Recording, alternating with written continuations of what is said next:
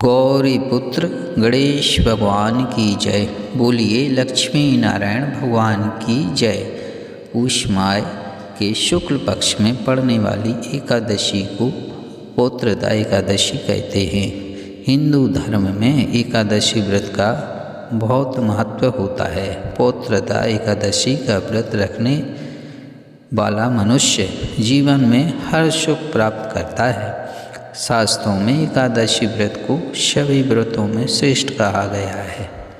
पुत्रदा एकादशी का व्रत करने एवं कथा सुनने से पुत्र प्राप्ति की इच्छा पूरी होती है तथा मनोवांछित फल प्राप्त होता है।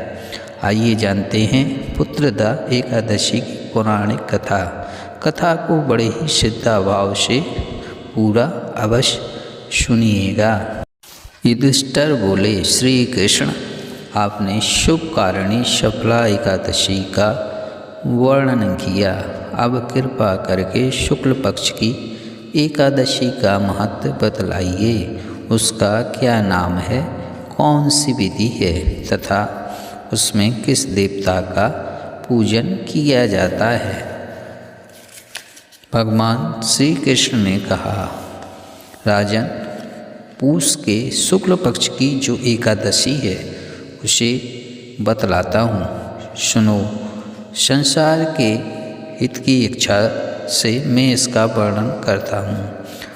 राजन, इसका नाम पुत्रदा है। यह सब पापों को हरने वाली उत्तम तिथि है। समस्त कामनाओं तथा सिद्धियों के दाता भगवान नारायण इस तिथि के अधिदेवता हैं। चराचर प्राणियों सहित समस्त त्रिलोकी में इससे बढ़कर दूसरी कोई तिथि नहीं है। पूर्व काल की बात है। भद्रावतीपुरी में राजा सुकेतुमान राज्य करते थे। उनकी रानी का नाम चंपा था। राजा को बहुत समय तक कोई वंशधर पुत्र नहीं प्राप्त हुआ। इसलिए दोनों पति पत्नी सदा चिंता और शोक में डूबे रहते थे। राजा के पितर उनके दिए हुए जल को सुकोच्च बाँस से गर्म करके पीते थे। राजा के बाद और कोई ऐसा नहीं दिखाई देता जो हम लोगों का तर्पण करेगा। यह सोचकर पितर दुखी रहते थे। एक दिन राजा घोड़े पर सवार होकर गहन वन में चले गए। पुरोहित आदि किसी को भी इस बात का पता न था। मृग और पक्षियों से सेवित उस सघन कानन में राजा भ्रमण करने लगे। मार्ग में कहीं शियार की बोली सुनाई पड़ती थी तो कहीं उल्लुओं की। जहाँ तहाँ रीछ और मृग दृष्टिगोचर हो रहे थे। इस प्रकार घूम घूम कर राजा वन की शोभा देख रहे थे। इतने में दोपहर हो गया। राजा को भूख और प्यास सताने लगी। वे जल की खोज में इधर उधर दौड़ने लगे।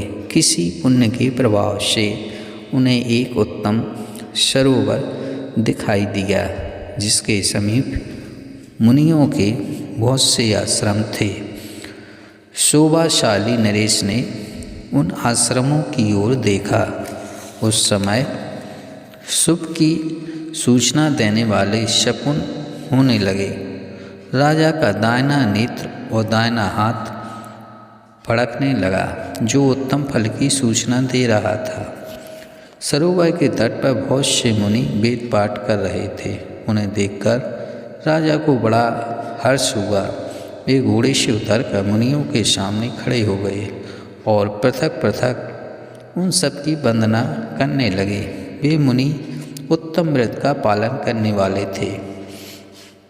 जब राजा ने हाथ जोड़कर बारंबार दंडवत किया तब मुनि बोले, राजन, हम लोग तुम पर प्रसन्न हैं। राजा बोले, आप लोग कौन हैं, आपका नाम क्या है तथा आप लोग किस लिए यहाँ एकत्र हुए हैं, यह सब सच सच बताइए। मुनि बोले, राजन, हम लोग विश्व देव हैं, यहाँ स्नान के लिए आए हैं।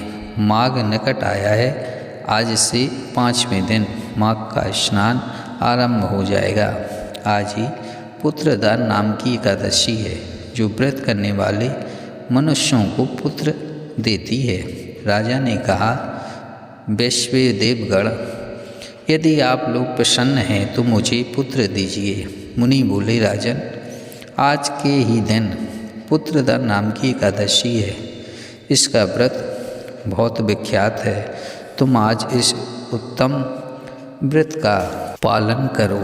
महाराज, भगवान केशव के प्रसाद से तुम्हें अवश्य पुत्र प्राप्त होगा। भगवान श्री कृष्ण कहते हैं, युधिष्ठिर, इस प्रकार उन मुनियों के कहने से राजा ने उत्तम व्रत का पालन किया। महर्षियों के उपदेश के अनुसार विधि पूर्वक पुत्रदा एकादशी का अनुष्ठान किया। फिर द्वादशी को पारण करके मुनियों के चरणों में बारंबार मस्तक झुकाकर राजा अपने घर आए। इसके बाद रानी ने गर्भ धारण किया। प्रसव काल आने पर पुण्यकर्मा राजा को तेजस्वी पुत्र प्राप्त हुआ, जिसने अपने गुणों से पिता को संतुष्ट कर दिया।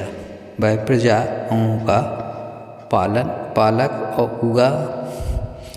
इसलिए राजन, पुत्रदा का उत्तम व्रत अवश्य करना चाहिए।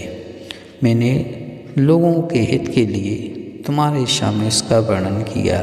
जो मनुष्य एकाग्र चित्र होकर पुत्रदा का व्रत करते हैं, वे इस लोक में पुत्र पाकर मृत्यु के पश्चात स्वर्गगामी होते हैं। इस महत्वमय कथा को पढ़ने और सुनने से अग्निष्टोम यज्ञ का फल मिलता है। बोलिए लक्ष्मी नारायण भगवान की जय। जय श्री कृष्ण।